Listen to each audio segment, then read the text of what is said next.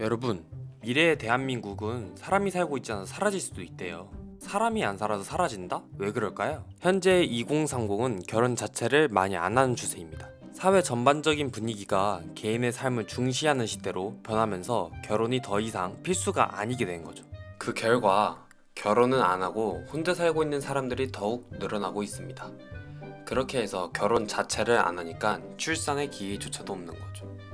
설령 결혼을 하였더라도 아이를 가지지 않는 소위 딩크족의 비율이 늘어나고 있습니다. 도대체 이런 현상 왜 일어나는 것일까요? 많은 이유가 있겠지만 가장 큰 이유로는 알다시피 바로 금전적인 부분입니다. 자녀를 양육하는 데는 사랑도 물론 중요하지만 결국 현실적으로 가장 필요한 것이 금전적인 부분이라는 것이죠. 그런데 이 돈에서 생기는 문제가 한두 가지가 아니에요.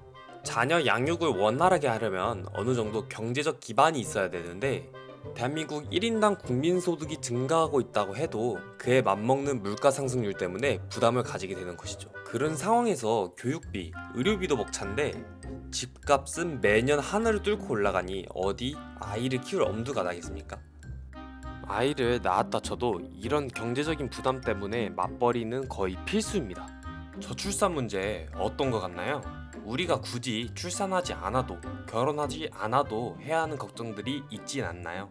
그렇다면 당사자들은 어떻게 생각할까요? 2015년에 조사한 바에 따르면 여성은 양육비, 남성은 교육비가 부담된다고 답하였습니다. 대한민국에서는 적정 나이가 되면 친척들이 결혼은 안 하냐, 아이는 안 갖냐라고 묻는 문화가 있었는데 시대가 변하면서 자신의 삶을 중요시하는 시대로 변화했습니다.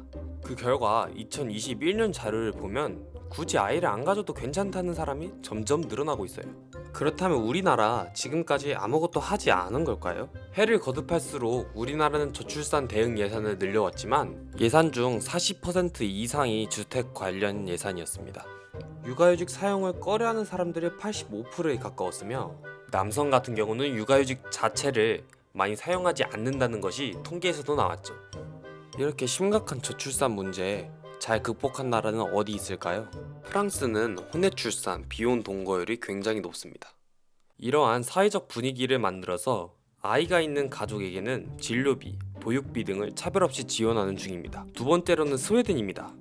스웨덴은 기본적으로 양성평등에 포커스를 두고 저출산 문제에 접근하였는데 남성에게 의무적으로 육아휴직을 사용하게 한 후 여성에게 사회에 다시 참여할 수 있는 기회를 만들어줍니다. 여성들의 경력 단절을 예방할 수 있었고 남성들의 육아 참여로 인해서 아이에게 긍정적인 효과를 줄 수 있었습니다.